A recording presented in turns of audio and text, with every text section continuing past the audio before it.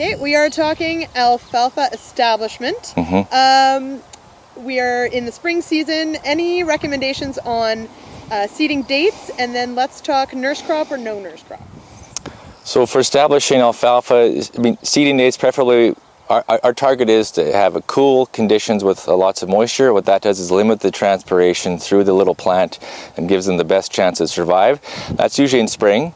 We do seed in summer as well and in fall. If those conditions are there in summer and fall, we do support those types of seeding dates.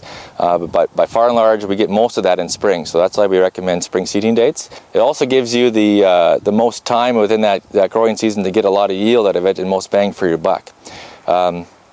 What we talk about for nurse crops is really there's two different camps out there.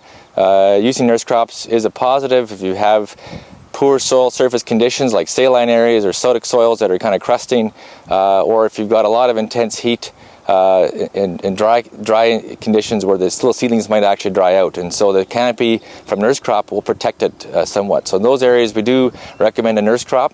However, we always recommend taking your nurse crop off early. A maximum of 60 days of growth is preferred, and if you can get the swath off in the form of baleage quickly within 3 days, or swath it off dry green feed within 3 days, that's preferred. That allows the stand underneath to not be smothered out and give you the best chance for a good crop or cut after that.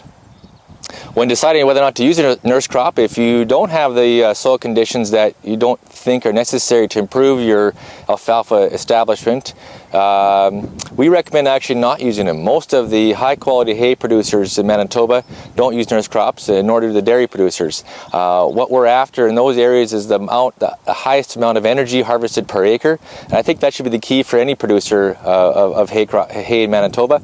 And with that said, we get the highest energy per acre when not using a nurse crop. Nurse crops provide a lot of bulk. It's a good way to produce fiber, but there are cheaper sources of fiber in most years. And so I really challenge producers to consider taking a different look at using nurse crops for producing what's called beef quality hay. I think that there's a lot of efficiency to be gained by feeding high quality hay with your beef herd and substituting some straw or lower quality fiber feeds at a cheaper cost. Okay, and if we establish in the spring, how long till we can harvest? Typically, when you seed in spring, we're looking to harvest within 60 days. I think you want to give your stand enough opportunity to establish those roots.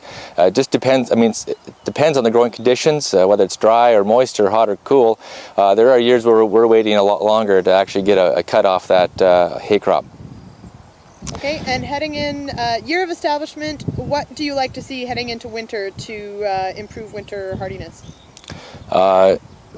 For alfalfa, namely high potassium in the soil, it'll help for overwintering. It's essentially the antifreeze of the plant, so make sure you're fertilizing well enough for that. Leave yourself some stubble, a minimum of 4 inches to catch snow, and this is why in some areas people prefer to use nurse crops, because they're certain to get some stubble out from that.